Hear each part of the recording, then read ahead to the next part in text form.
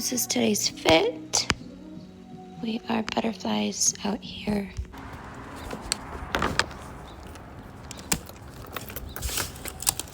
Okay, we are on our daily 20-minute walk, and I like to stop right here. It's like a little benchy place. And I do my stretches. So many cars are passing by. Don't look at me!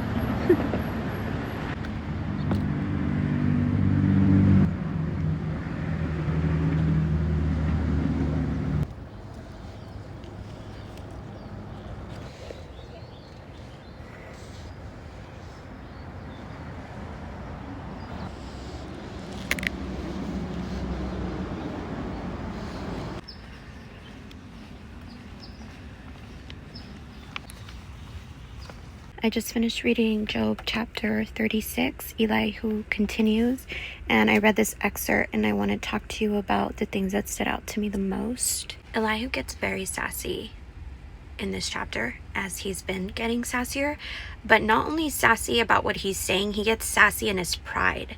He pretty much starts to, one of the things he said was, "Bear with me a little longer. I will show you that there is more to be said in God's behalf." So now he thinks he's speaking for God. "I get my knowledge from afar," he says. "I will ascribe justice to my Maker. Be assured that my words are not false. One perfect in knowledge is with you." Oh my gosh. Okay, so now he's exalting himself, right? So now he's saying, like, I'm going to speak for God. And this is the thing. God gives his children words. God gives people words. But because he's so off the mark, he's so disconnected from Job's pain, he's so out of line with this, right? Because he's trying to justify Job's pain through knowledge. Knowledge doesn't help pain. Even if you have the deepest understanding of why you are suffering, and even if you have hope for the future, pain is still pain, and pain still happens, right? In his little arrogant speech, Elihu pretty much is telling Job God's justice and just gives him more knowledge that is not really necessary in Job's suffering, right? It's not always lack of knowledge that keeps us suffering. In some cases, yes. In this case with Job, more knowledge wasn't going to help the situation, which is why even when God does answer Job, he answers him in a very poetic way. He doesn't answer him explaining why suffering is a thing here in this world, because a lot of people use suffering to justify their disbelief in God and their atheism and their reasonings for how they view the world, and that God is imperfect, because how could we suffer so much if God is perfect, and if God is love, then how could he allow so much suffering, right? Suffering is always at the forefront of a lot of people's doubt in God. With that being said, a few things stood out to me. Job did not take his pain meekly, and he didn't. He was very sassy about it. He says he cried out in anguish to God. His strong remarks scandalized his friends. His friends were rebuking him because of how Job was expressing his pain, but not God. Ironically, despite his bitter speeches, Job earned God's praise, while his pious friends were soundly rebuked. Even though in his mind, logically, he was trying to reason with, like, well, there's bad people that are still alive, and questioning God's justice. And, like, even though he was battling the things of the mind, right, his psychology, he never once denied God. He never once turned away from God. He gave God all of his discomfort. He gave God all of the bad, all of the good, everything he believed to be true in his old life. He put it on a silver platter and he gave it over to God. And God used that to bless him, right? And to even praise him. One contemporary author expressed that truth this way: "Don't forget in the darkness what you have learned in the light." That is essentially what our responsibility is with God, right? Is that whenever we do find ourselves in places of pain in this lifetime, in suffering, and knowing that we didn't cause the suffering, right? Because the scriptures say you reap what you sow in this lifetime, right? But Job's experience goes against that understanding and against that teaching, right? That Job didn't reap what he was sowing in this circumstance. So sometimes we might find our position in this life as suffering when we didn't do anything to cause that suffering. What Job is really teaching us is the type of character that we should encompass when we find ourselves suffering in this lifetime, when it isn't our fault. It goes on to say, well-intentioned advice can sometimes do more harm than good. Job's friends were classic examples of people who let their pride and sense of being right interfere with their compassion. They repeated pious phrases and argued theology with Job. His response, "If only you would be altogether silent. For you, that would be wisdom." And then it says, mysteriously, God never gave an explanation for the problem of suffering. He doesn't have to answer us, but he loves us enough to still meet us where we're at and still help us understand what he wants us to understand. And then it says, he concentrated instead on Job's response. The real issue at stake was Job's faith, whether he would continue to trust God even when everything went wrong. And sure enough, Job did. Even though he was a little bit sassy about it, eventually, when God finally answered Job, which is in chapter 38. So we have one more chapter of Elihu's continuation of his little speech, and then God answers Job. And so Job humbles himself before God and receives the answer like a champ. Looking backward, but only looking backward, we can see the advantage Job gained by continuing to trust God, because we see all of the blessings that eventually poured into his life. And by the time the blessings came, his pain had subsided. The pain of the loss of the life that he once lived. And he was blessed so much more than he ever was. And the last line says, Job learned that God cared about him and that God rules the world. It was enough. I love that line so much. I'm going to tell you why. Think about this, okay? Think about somebody that owns their own business. When somebody owns their own business, they have to take on the weight of all of the business side of things, right? The legalities, the finances, the hours they're working, how much to put into the business, the revenue, the sales, right? They have to oversee everything. The employee just has to show up for work and do their job, right? They don't have to worry about everything that the owner of the company has to worry about, right? They just show up and they do their thing and they go home and they don't think about work. At least that's what like a healthy work environment and a healthy employee do, right? Because people that are not good with boundaries and employers that take advantage of their employees, they will overwork their employees. They will call their employees when they're off the clock. They will boundaries will be skewed, right? But we're talking about a healthy example here. The owner of the company is essentially going to take on the full load. That is God. God takes on the load of this world. There is so much. We're like an employee to God, right? And the scriptures even say everything that you do, do it as if you're working for the Lord, right? Because God sees all. So when we take on that understanding, we treat God's company, which is this world, we treat it with respect, right? Yes, the enemy comes to steal, kill, and destroy. The enemy is in this world. He's running havoc. He's doing his thing, right? Until he's not anymore, because in Revelation, we learn that the enemy has his end date. So with that being said, we don't have to worry about everything that God has to worry about. We are his employee. And if we are good employees to God's kingdom, he is going to bless us substantially, right? With our hearts, with the peace that he gives us, with the blessings that he brings into our life. He will do what he does best, which is take care of his children. He loves us. And so if we're faithful to him, he is faithful to us even when we're not faithful. But when we're not faithful, we suffer the consequences of infidelity, right? That's what we see in the book of Hosea. Hosea was a prophetic man of God that had to marry a prostitute because God called him to marry a prostitute. And he was faithful to his wife, and she continued to cheat on him with a bunch of men. And he would go and he would find her and he would love her and he would bring her back home. And that was essentially what God was doing with his people of that time, and was what he still does today, right? That sometimes we prostitute ourselves in putting our gaze in things that are not God, right? Whether that's work, whether that's money, whether that's people, whether that's attention, whatever it might be, we put our gaze on those things and then we lose sight of God, and we're essentially becoming prostitutes to our original design. Our original design is marriage with God, is being faithful to God. When we step out of our original design, destruction happens. The enemy runs havoc in our lives and brings suffering. And I'm talking about the suffering outside of Job's circumstances, right?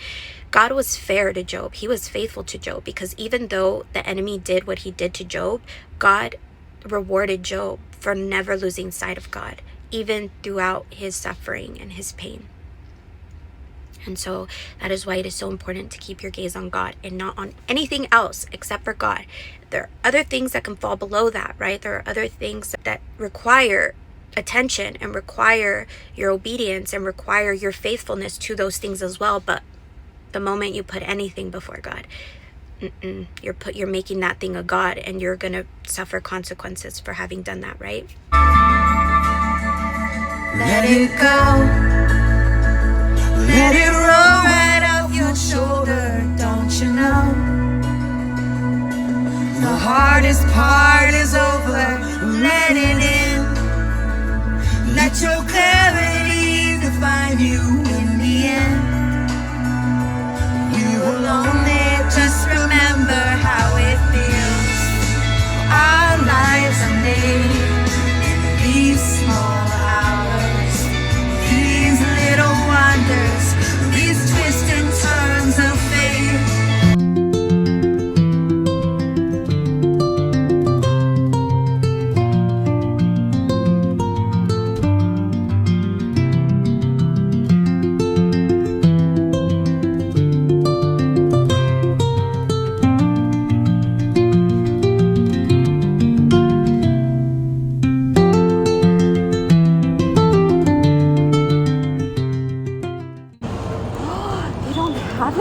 They didn't have it at the salad bar, but I found it in the fridge and it's 20% off.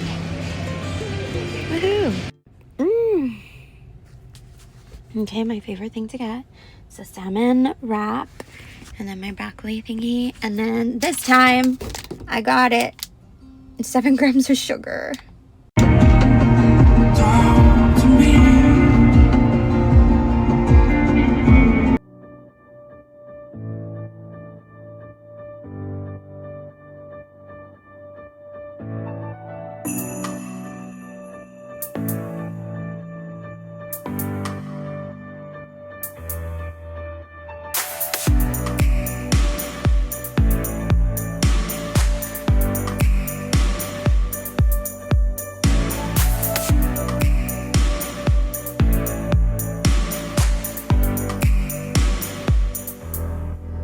I'm a flame, short of fire.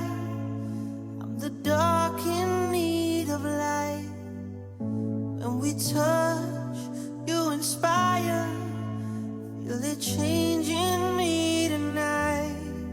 So take me up, take me higher. There's a world not far from here. We can dance in desire. Burn in love tonight. Our hearts alive, firestorms, and when they strike, we feel the love. Sparks will fly, they ignite our bones. And when they strike, we light up the world. Hearts alive, firestorms, and when they strike, we feel the love. Sparks will fly, they ignite our bones. And when they strike, we light up the world. Okay, we are on Sunset Boulevard. And I am hungry, but I don't know where to go. I tried looking for places and nothing's calling to me. So I'm like, I'm just gonna drive around and see where I end up. Also, we're in front of UCLA. So, look how pretty this is. Oh my goodness. Should we just go downtown? Oh, a suitcase. Why is there a random suitcase right there? Somebody forgot their suitcase. Come pick it up. Come pick it up. Also, I saw the buildings in front of UCLA. Oh, 555. I've never seen that before. I've never seen UCLA. And the buildings in the front are gorgeous. Gorgeous. But look at, I want to show you this house. Look how pretty it is. Oh my gosh, it's huge. I had a dream about a house like that. And look at, now I'm in front of it. And look at how pretty the palm trees look here. Oh, it's so cute. Hey, here it is. Hi, I came to Sprouts and I want to show you what I got. Starting off strong with some mango spears. Get these from Walmart, but I wanted to try it here to see if I like it. And then I got 2 strawberries. 2 strawberries. And some nectarinis, because they looked so good here, but they're kind of buried. And then I got some chippies with avocado oil. I got these pork rinds. I don't like pork, but my brother recommended pork rinds, and I saw these here, and I was like, all right. Pretty good on the macros. 80 calories for 7 grams of protein, which is pretty good. And then what do we have? I got some gummy worms, like 4 of them. And then I got 4 almond covered chocolates.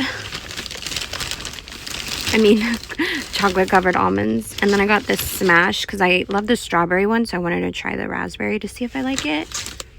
And I got this blueberry jam one. Then I got Justin's peanut butter, 7 grams of protein. I also wanted to try the vanilla. I don't really like vanilla, but I don't know why I wanted to try it. I should have got the honey. And then I got classic almond butter. I don't think I liked this one when I bought it last time, but I'm trying to remember. And then I got this chocolate hazelnut spread because we love chocolate. And last but not least, I was contemplating so hard on getting this. I thought it was so adorable, and it's limited edition, and you know me and things with limited edition, but it is so cute. And I drink out of water bottles right now, and I'm getting tired of dropping them and then like all my water spilling. So I'm done with that, and it's just a lot because I have to drink like a certain amount, and so I have to be carrying around water bottles with me all the time. And now I don't have to do that because I have one of these. So 2.5 of these every day. 32 ounces of water.